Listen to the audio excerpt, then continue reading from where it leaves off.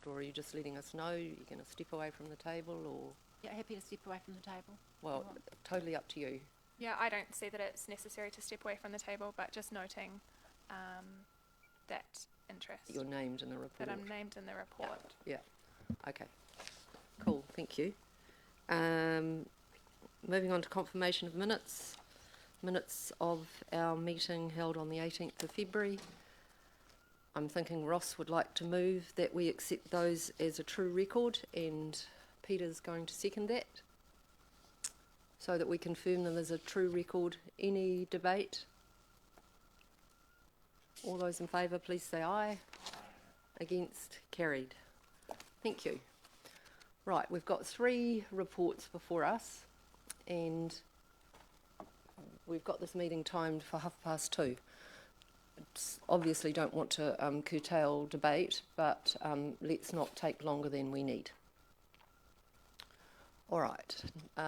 Deliberations on the Trade Waste Bylaw 2025, item 5.1, and we're on page 14 of our papers. Welcome, Elise. Lovely to see you in person. Seeing you online's good too, but even here's even better. Thank you. Kia ora koutou, and thank you, Chair. And yes, very nice to see you all today. I am still here with the Council for a little while longer yet, so that's great for me and hopefully for everyone else. So this is a report back on the consultation on the draft Trade Waste Bylaw 2025. We're seeking your approval of the draft Trade Waste Bylaw and the discharge standards, which have been separated out from the bylaw, and the next step following this meeting would be that they have to go up to Council for formal adoption, and that is just the process that we have to follow with bylaws. So you'll know that we already have this bylaw in place. They're common bylaws, important bylaws that regulate what businesses can put into the wastewater system to protect public health, minimise damage to our infrastructure, and ensure that the costs of trade waste are fairly proportioned to those who are causing the most damage to the infrastructure.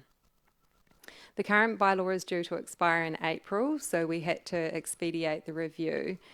The reason why we had previously put the review on hold was while the water reform was going on, and obviously this has been quite a few years that changes have been happening, including through the previous government. We were waiting to see where things would land, but it got to the point where we couldn't wait any longer, and we had to ensure that we reviewed this bylaw to keep the bylaw in place. It's a really important environmental safeguard. So this review was effectively a rollover, and we didn't propose any significant changes, but we still followed the best practice. We had the consultation open for 2 months, and we also forwarded it to the Minister of Health, who was at that time Minister Shane Reti, for their comment. We didn't receive any comment back, and we did follow up again with the office, but I do note that that step of the minister being advised is actually only required when you put in a new bylaw or when you make significant amendments. So the fact that we didn't hear back is not of concern to this process at all. We only received 2 submissions on the bylaw, which are attached to the report, and these were broadly supportive or certainly were not opposed. We contacted the main trade waste users and a range of other stakeholders for their input. We also met with the Tamaupoko Link Hui last year to check the approach and seek their input. So from this review, we've said there are no immediate issues with the bylaw, which we think need to be addressed at this time. We propose that we move forward with adopting it with the minor changes, which have, as already mentioned, is just moving schedules and some minor amendments for clarity. However, in future reviews, and we suggest this happens after obviously all the local water done reform has landed and things are a little bit clearer in that space, that we do look at the bylaw again, because there is the opportunity to expand this bylaw much further to include all the businesses in Whanganui who use grease traps. So this would widen the scope of the bylaw to, I understand, at least a few more hundred businesses, which would be a much larger review and would require more detailed analysis, obviously, of all the costs, opportunities, benefits, as well as much more detailed discussion with all of the businesses in Whanganui. So I'm stating that today just to signal that that is something that I think a future review should look at, but it wasn't something that, it's not the right time to do that review right now. So I think that's probably enough from me. There are obviously the standard resolutions you have on your screen. These need to be passed every time we review or adopt a bylaw. Otherwise, I hope it is relatively straightforward from the report, and very happy to take questions. Thank you, Elise. Josh, you've got a question. Yeah, just one, thanks, Chair Kate. Elise, you did mention the Minister of Health and contacting him, and I just want to make sure I understand properly. So the extent of the Minister's powers over this particular bylaw is around requesting further consultation, is that correct? Correct. I think it's written in para 17. It's about notifying the Minister so that the Minister can request that we engage, meet, consult with any interested parties or any parties that they would like us to or recommend that we do. Okay. Yeah. Yeah, great, thank you. Mayor Andrew, then Rob. Thank you, Chair. Through the Chair, so in section 27 there's reference to charges and invoicing. I don't know too much about how this works on the ground, but is there any how do charges for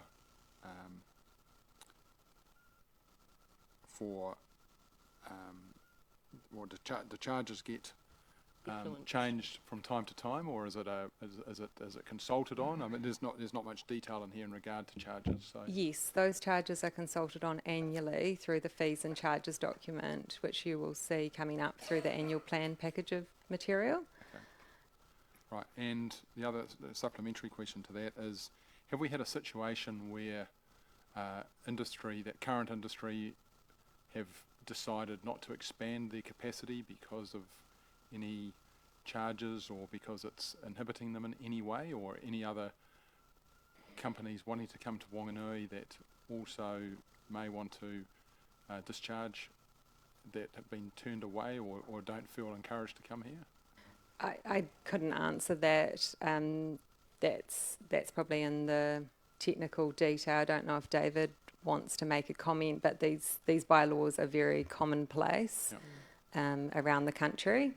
Ours is not abnormal in any way, so I would expect anywhere you went you would find a similar regime. Okay, that's what I wanted to know. Yeah. If I can just add to that, when the wastewater treatment plant was being completed, Andrew, we went through quite a significant process in terms of consulting and developing how those charges might look and how we would enforce them. We had meetings with industry, so it was well worked up at the time. Okay. And I guess I'd just make the comment that it seems to be working quite well. And I'd just reiterate what Elise said.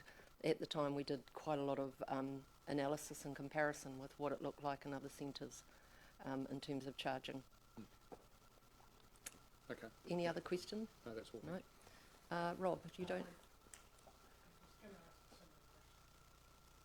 Okay, thank you. Peter? Through the Chair, just one thing of clarification. The review of this, when would that be expected? So this is the final stage of the review. So we have completed the review. At this point, we're reporting back on our findings, so to speak, of the review and our recommendations. Yeah. No, it was the next review. Oh, sorry. I thought you meant this. Well, with bylaws, they either get on a 5-year or a 10-year track. This one is on a 5-year track for detail I won't go into here, but it will be due within 5 years.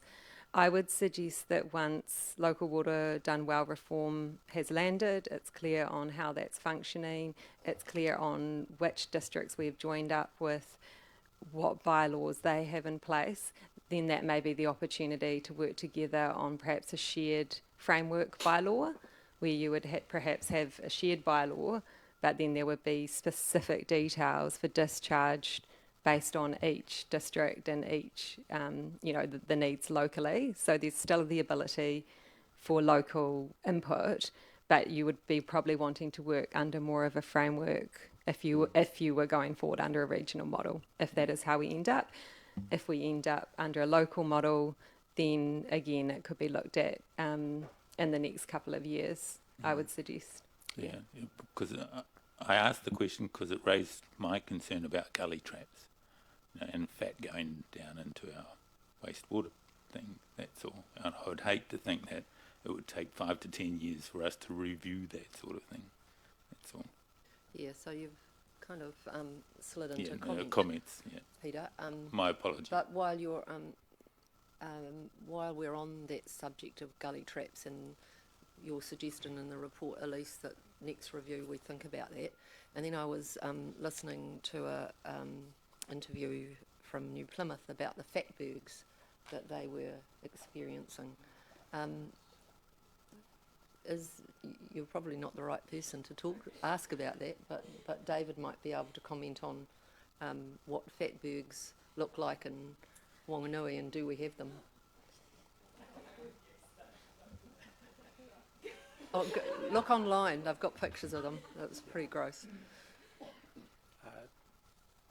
Through you, Chair, they're a hazard of operating a wastewater network, and they're not just from commercial customers.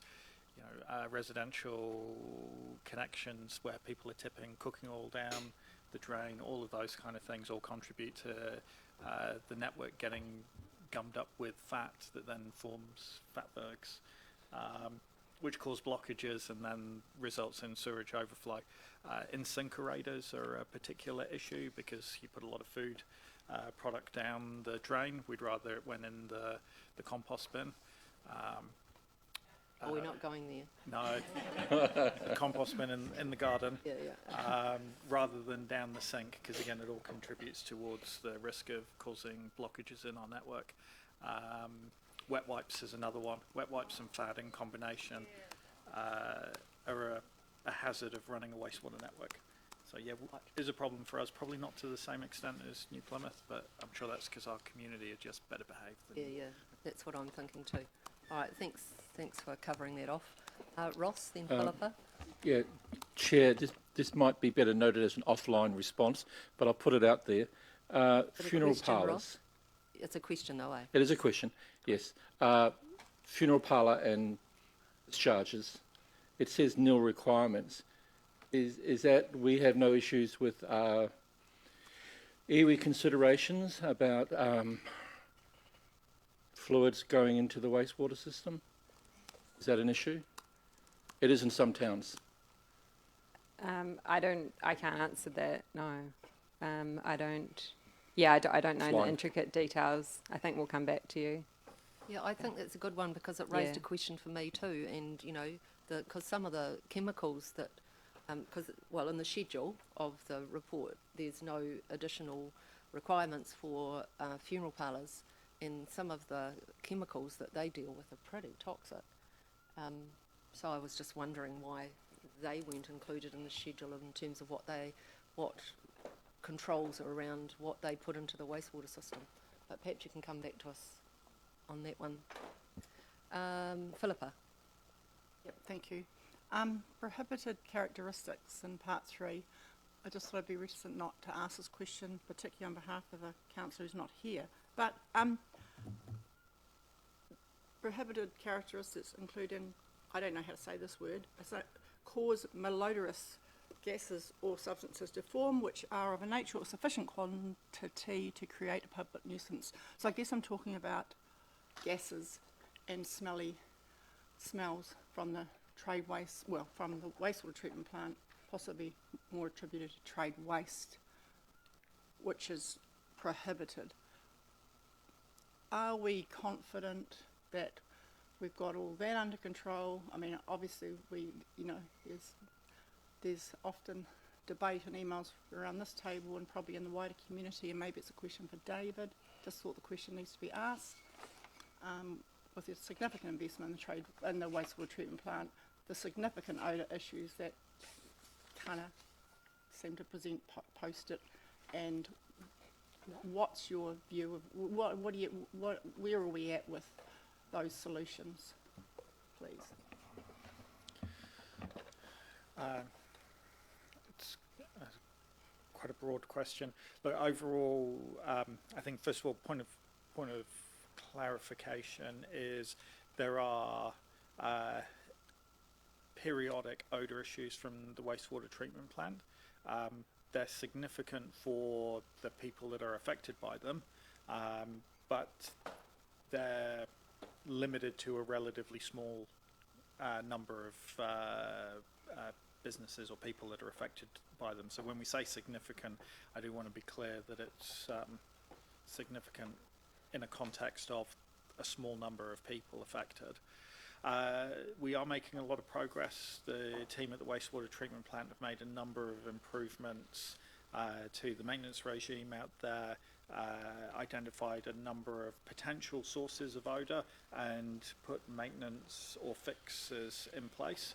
We continue to monitor the performance of the treatment plant, and generally most of the time it's performing well, but we are still having these periodic issues where we do get a complaint from our neighbouring businesses that they're experiencing odour for the treatment plant. It's going to be an ongoing effort. Wastewater treatment plants by their very nature are smelly, and a lot of effort has to go into making sure there's no odour at the boundary of the site. Is it an issue that's directly linked to the trade waste we receive? I'm not aware that it is, and so in that regard I don't see that there's any issue or any reason why the trade waste bylaw at the moment is not fit for purpose for controlling it. Yeah. Thank you. It probably is outside of this gambit, Yeah, but we're really straying outside of I this. don't think it was on necessarily that question was with respect to you. That's my but it would be good. I mean, sludge, understanding that further, what we're doing with it, the impact of that, the long-term strategy. Probably not now, but perhaps some kind of a future. Yeah, other one of meeting. Jenny's Yeah. committees, I think, would be the Yeah, right we don't place seem to to have pick had that up. Yeah. Okay. Thank Yep. you. Because I think that one probably is more directly related to the bylaw, because effectively one of the primary purposes of having the bylaw is to control the level of contaminants, particularly heavy metals, that are coming into the wastewater treatment plant, so that we can, I suppose, make it a little bit easier to treat the wastewater, but also looking at the quality of what comes out of the other end of the treatment plant. And there are two streams. There's a liquid stream that goes out the marine outfall, and then there's the solid stream, which is the waste activated sludge. And if we get breaches of the bylaw and too many contaminants, then we're forced down a very expensive disposal pathway for our sludge. So it's really important that we have the control in place and that we enforce it and get compliance from our industries, because if we cannot meet the land application guidelines, which allow us to dispose of the sludge cheaply as a soil enhancer or a fertiliser, then we're forced to put it into storage, and ultimately when we exhaust our storage, we'll have to pay to put it in landfill, and that's incredibly expensive once you've got haulage costs and gate fees of the landfill accounted for. So this is a really important tool. Some of our industry in town has made significant improvements in recent time to move towards compliance. Not quite there yet, and they've got further work to do, but good progress. Okay, good answer. Thank you. Rob? Yep, thank you. This trade waste bylaws based on a set of chemical characteristics that are set by the government, I presume, Ministry for the Environment. I just wanted to comment on that, because it's often been said that these characteristics are being made much more difficult to achieve. So perhaps a comment from David about whether the government is heading in a direction which could load a lot of costs on the trade waste, the companies that are paying the trade waste charges. And can you just clarify as part of that, because I understood it's per our consent that regulates what can and can't go through, is that as well? Yeah. And I Yeah. guess that's a subject to the legislation that what Rob's talking about? Yeah, so ultimately our goal is to make sure that we can meet compliance with the land application guidelines. So that's a national standard that sets the limits for us. And then we would issue consents to discharge into our wastewater network based on what's necessary to meet those end standards. I don't believe they've been adjusted in recent time, but I believe, and Catherine may be able to correct me, under the Local Water Done Well reform programme, national wastewater standards are being set, and I think that may impact on the thresholds for individual chemicals and heavy metals. I think correct guidelines that you just referenced, the new wastewater standards will make those guidelines plus standard as opposed to being guidelines. So the proposal is not for the numbers to change, just the guideline to become the standard. So I'll repeat that for the microphone. Our understanding is that the national wastewater standards are going to take those guidelines and make them a national standard rather than just a guideline, but that the thresholds, the numbers that are in there aren't expected to change at this point in time. Thank you. Good. Glenda? Thank you. Through the chair, I'm not sure who to direct this question at, but we've had some quite good questions around the trades that are and aren't affected by the bylaw. I'm just wondering, because it's 5 years before it'll be a full review, whether the process allows that to be brought forward, so it's not 5 years, because 5 years is quite a long time. Yep. So. Yes, it definitely can be brought forward. As mentioned, I think it would be wise to wait for the local water reform work to run through, but there's no reason why you couldn't request through David an early review to look at extending the bylaw. Yep. Thanks, Elise. I think, Andrew, did you have another question? Oh, or have you sorry, just- no. Right. So, Okay, I think we're in a position where we can move forward with the recommendation. Would someone like to move? Thank you, Josh. Thank you, Rob. So the recommendation that we've got before us is that the Strategy and Policy Committee confirm that a bylaw is the most appropriate way of managing trade waste in the district, and the proposed Trade Waste Bylaw 2025 is the most appropriate form of bylaw, and the proposed Trade Waste Bylaw 2025 is not inconsistent with the New Zealand Bill of Rights 1990, and recommends that Council adopts the reviewed Trade Waste Bylaw 2025 subject to any necessary minor amendments. That is the recommendation before you. Is there any debate? No? Well, I'll just... Sorry, somebody say something? Just thank you very much for the piece of work, Elise. It seems to have worked well for us in the past, and I think we're going to be... what am I going to say? I think this is going to go through, and I think for good reasons. We've seen it work well, and it's really important that that it continues to work well. So thank you. All those in favour, please say aye. Against? Carried. Thank you. You have to be quick. Snooze and you lose, Philippa.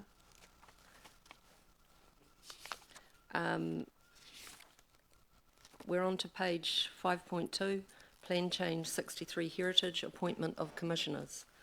Welcome, Leanne. Thank you. And Justin. Kia ora koutou, good afternoon. This report seeks approval to appoint commissioners to hear the submissions made to Plan Change 63, which is our heritage plan change. Plan Change 63 reviews the historic heritage chapter of the district plan with associated appendices. It was notified on the 4th of December 2024 with 11 submissions received, 7 of which have indicated that they wish to be heard. Therefore, that a hearing of submissions is scheduled for the 12th of June 2025. Officers recommend appointing an independent chair, an independent commissioner with heritage expertise, along with 2 councillors with suitable qualifications. I'll take the report as read and I'm happy to answer any questions. Thank you. Thanks, Leanne. Josh? Yeah, thanks, Leanne. No real issues, but I just wondered about the number of commissioners. So 4 on the panel. That seems like quite a high number. Is that normal for a district plan hearing? It's not abnormal. We thought it was important to have somebody with heritage expertise, given the nature of this. And the chair, the expert that we have doesn't chair, and our chair isn't a heritage expertise.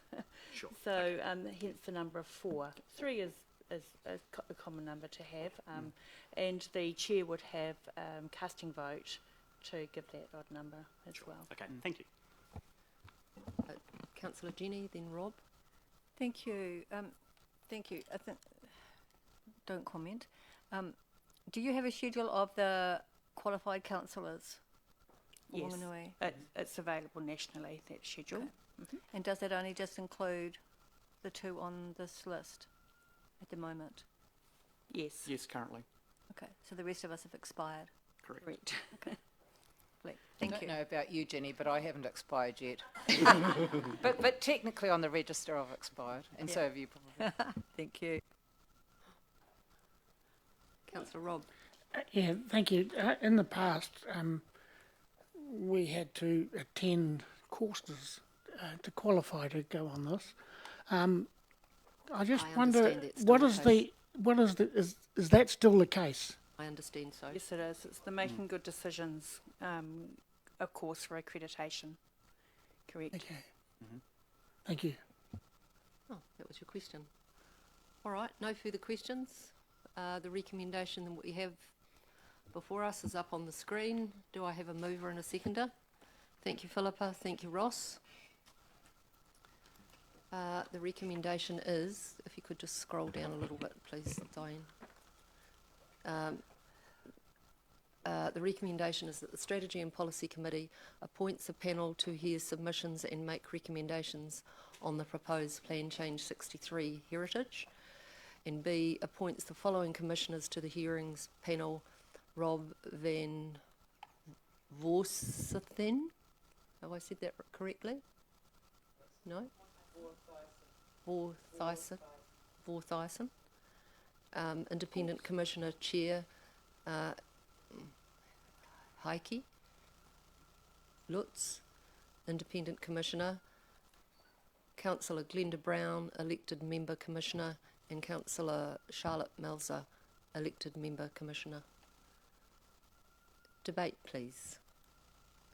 Jenny. More like comment than debate. I think it's really good that we have our 2 trained commissioners in the room, and they have the opportunity to actually participate in a hearing, because I think that actually then brings to life the training that they've done. What I would hate to see is that at the next change in elections, that 2 more people aren't put through this, and the learning from these 2 isn't lost, which is what has happened in the last term with regards to us currently trained ones who have now lapsed as opposed to expired. So I think it's important that we remember who has already done the training, and that is not wasted, because I do know the amount of work required to get up to speed. It is absolutely considerable. And people like me who went on to do the chairs training, that's even more considerable. So I think we really need to be cognizant of that in the coming term with appointments. Thank you. Nice, thanks, Jenny. Councillor, what was your... Yeah, Craig. Helen. Yeah, thank you. So just to Jenny's point, we were offered to get retrained, to resit again, because I think it expires after every so many years. I think it's really nice that it's going to be used, because I think Jenny and I were qualified for almost 9 years and never got to use it. Yeah, so it's really good you get to use it. You have to re-sit every now and again, and I let mine lapse on purpose because the legislation was going to change. The RMA was going to disappear, and all of that was going out the door. So congratulations, thank you for doing all the work, because it is a lot of work to actually get those quals. And yeah, good luck on this committee. Thanks. Very good. Awesome comments, Councillors Jenny and Helen, so thank you for that. We'll put the recommendation. All those in favour, please say aye. Against? Carried. Thank you. Right, we're on to item 5.3, local water done well. Sorry, Chair. Can we go back to the mover and the seconder? It's not apparent. Came from this side. One was Philippa And myself. and Ross, I think. Yes. Yeah. Hello, Phil. Yeah. All right. Welcome, Catherine. Thank you so much for appearing before the committee today. I know you've been very unwell, so really appreciate it. So everybody be extra nice to Catherine. Yes. Kia ora koutou, thank you. Hopefully this is relatively straightforward. As you all know, the government is driving a tight timeline for developing, adopting and submitting a water services delivery plan under the local water done well policy and legislation. In order to do that, we need to set out our preferred option for how we'll deliver water services into the future, and we need to have consulted publicly on that preferred model. In the council meeting in December, it was agreed that we should prepare our consultation document on the basis of a shared water services council controlled organisation with Ruapehu and Rangitikei district councils. And this report looks for adoption of the consultation document that we've prepared on that basis and agreement to commence public consultation from Monday. Delaying a decision would put the overall program of meeting that government legislated deadline at risk. And that's probably it in a nutshell. I'm happy to take any questions. Right, questions. Well, I'll start with, well, no, Helen, you can start. Thank you. My question is relating to more the consultation. Is that all right if I ask you those questions? So I notice in the on page 94, the community korero set out where we are going to consult, and I notice these are really Q&A forums rather than a presentation that then follows on with Q&A. Is there a reason that methodology in the paper has been chosen as opposed to, say, have a public meeting to give more information? Simply that it's the approach we've been taking to kind of consultation more generally over the last year or so. Yeah. And so it also aligns with the work that we're doing for the annual plan, so the dates and times and locations line up with that. If it is the direction of this committee that you'd like us to expand that to a very specific public meeting, we could incorporate that. I would just say that it would need to be councillor-led in the first instance, I think, with technical questions from officers. Okay, thank you. And these locations are all, well, like the libraries are quite public, you know, so the Davis Library, it's no separate meeting room, so that sort of interrupts the rest of the library. Is there thoughts on that? So actually that one has changed in the refinement of this list. So instead of the Davis Library, we're looking at the Sargent Gallery, and Diane actually has a list of freshly confirmed locations and dates that the consultation team has been working super hard on. So most of those, as I said, will overlap with an annual plan consultation event. There are two specific ones that we'll be doing for local water done well, which is at Mawhano and at Fordell.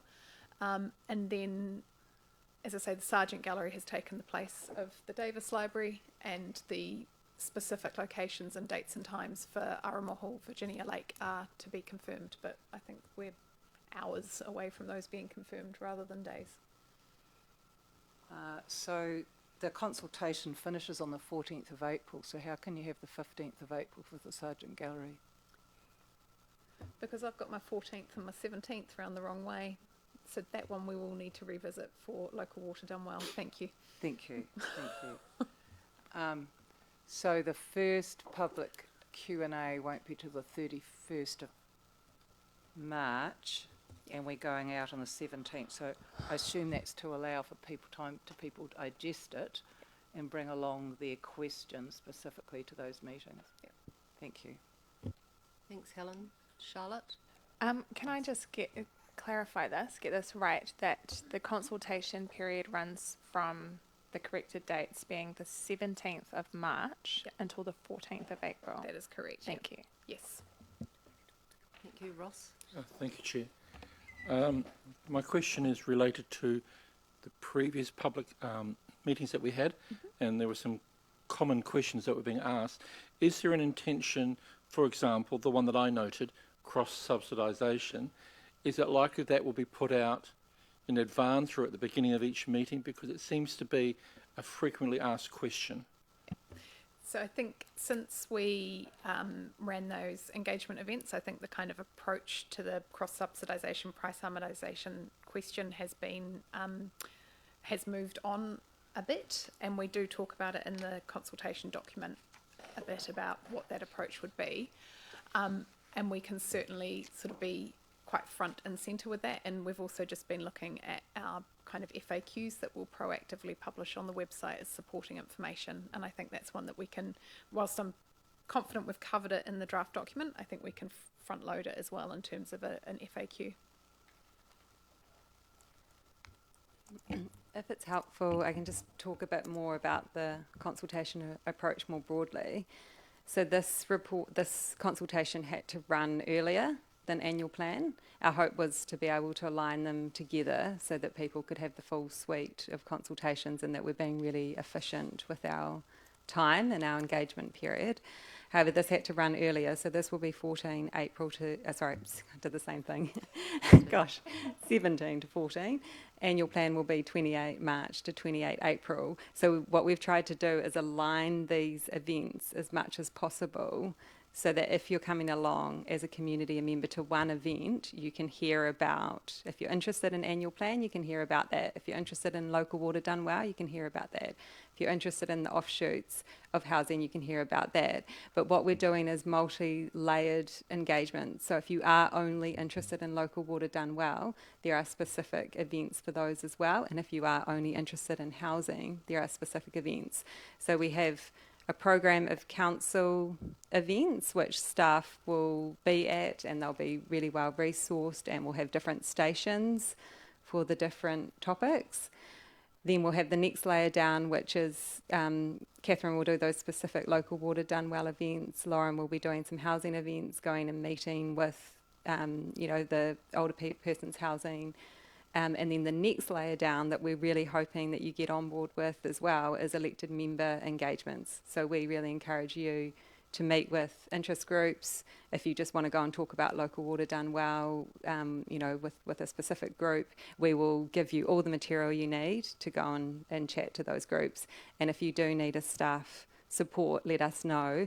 But we're trying to kind of layer it so that at the top layer, we've got the most staff involvement down to less staff involvement. So Helen, if we could look at, for these two whole ones, we could look at more of a presentation style for those two, because that's probably an appropriate format. And then the same for annual plan, we could look at a couple of events where a presentation would be more appropriate. But we are trying to get some different locations. We're also looking at a couple of cafes in different locations as well. Just trying to get a range of things for different people and different experiences. But as always, open to ideas. Thank you for that, Elise.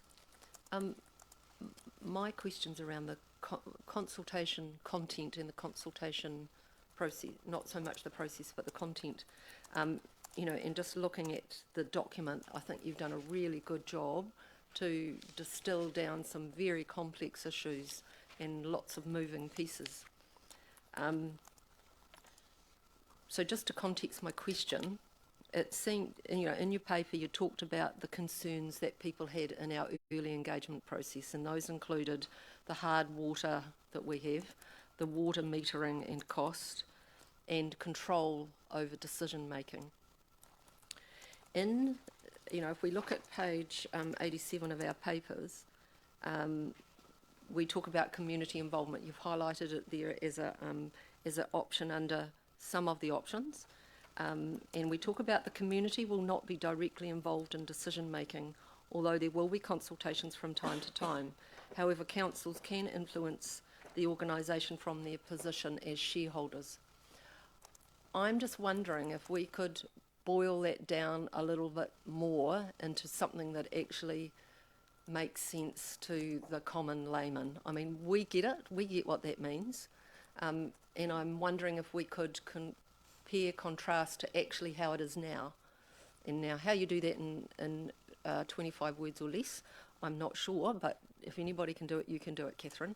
Oh, no, I'd probably land at 40 and Gayleen and Kate will sort me out to 25. Okay. Nice. Good But team, yes, we can team certainly approach. can certainly look at that. I just think that what I didn't see explicit in here was how it makes a difference from what we've got now. Yeah. So if you could just flesh that out a little bit, that would be fantastic. Yeah. So that's pretty much the only question I had. Was there any other questions? Sorry, Jenny. Sorry, mine's a minor question.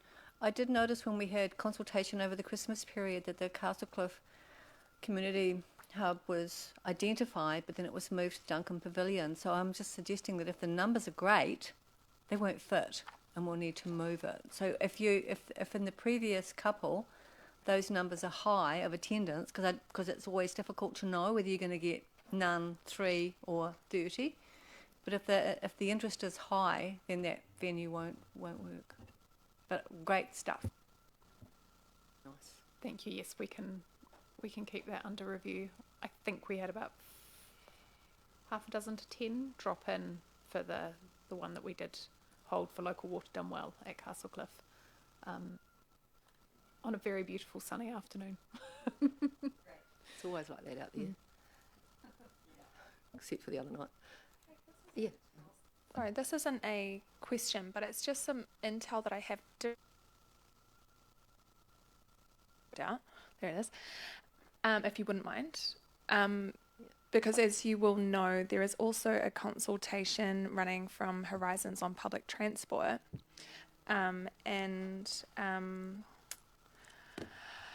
We looked at the location and noted that the best location for it on that day will be in front of the port hub. So just something to note, and maybe tee in with the Horizons comms around that. Thanks. I think maybe you could take some training from Councillor Rob and Councillor Philippa about how to splice that into a question, maybe, just looking forward. I can give an answer, which is that we are in close contact with Horizons, and we've made sure we are coordinating with them so our events don't clash, and a couple of events that we are still yet to announce will actually be combining with them. Yeah. Awesome. All right, thank you very much. We've got a recommendation in front of us. And that recommendation is that the Strategy and Policy Committee adopts the Water Services Delivery in Whanganui Consultation Document 2025 and supporting information for consultation, subject to any necessary minor amendments. I just add minor in there. Holds public consultation in the Water Services Delivery in Whanganui Consultation Document from the 17th of March to the 14th of April 2025 inclusive, and delegates authority to the Chief Executive or the Chief Financial Officer to make any editorial changes to the Water Services Delivery in Whanganui Consultation Document before being released for consultation. I will move that recommendation. Do I have a seconder? Thank you, Josh.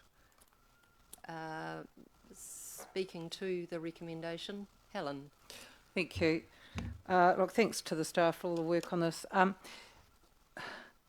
I would like to see some meetings set up that are actually presentations that allow then for follow-on Q&A.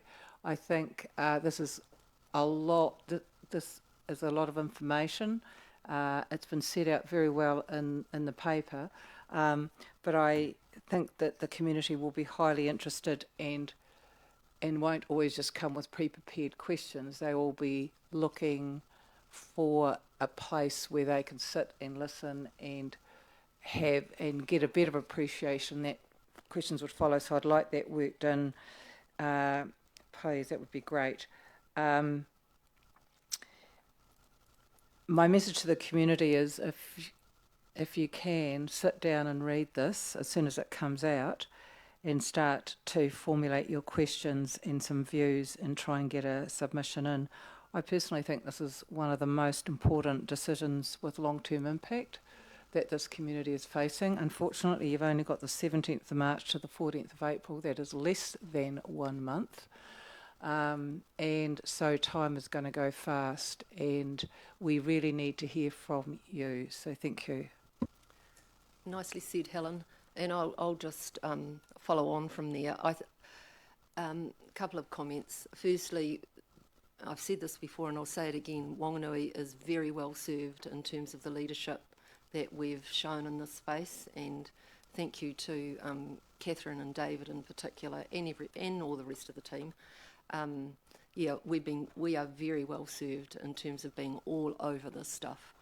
I think the consultation document in itself is very well distilled, and I think to that end, and I guess this touches on Helen's point, is the importance of boiling that down even further so that it is that it's understandable. I mean, we've had this in front of us for a couple of years, really, and so we've had a long time to get used to it. So I encourage you, and look, I know you will, take on board, and you already have on board, of course, the importance of people being able to understand this. Videos. Catherine, I've said this to you before, you're on to getting videos so that people are getting this information visually and verbally. I think would be great, you know, just reflecting to the video that was produced for the Citizens Assembly, you know, a little bit tongue-in-cheek, but, you know, a bit of fun. It wasn't hard to watch. Yeah, it was pretty cool. Someone getting hit on the head with a ball. But yeah, if we can take that approach, you know, a fun approach to learning and sharing information, I think that's well worth doing. So, without further ado, I think we'll move this recommendation. Thank you so much for all the work. Really appreciate it. All those in favour, please say aye. Aye. Against? Motion is carried. Gosh, unanimous suite of a recommendation today. Thank you so much. Yeah, following Jenny's lead, of course. All right, I think we've reached the end of our agenda. We'll say a karakia to close our hui. It just feels a bit truncated, you know, it seems a bit short. So have I missed anything? No? Yeah, I will. I oha ki runga ki a Ranganui, I oha ki raru ki a Papatuanuku. Wakatairanga, te kupu, te kōrero, te mahi, ki te pō o te whare. Hei taonga hi mahi a muri, ka puta ki te wai au, ki te ao marama. Huie, taiki e. Thank you, everybody. Enjoy the rest of your day.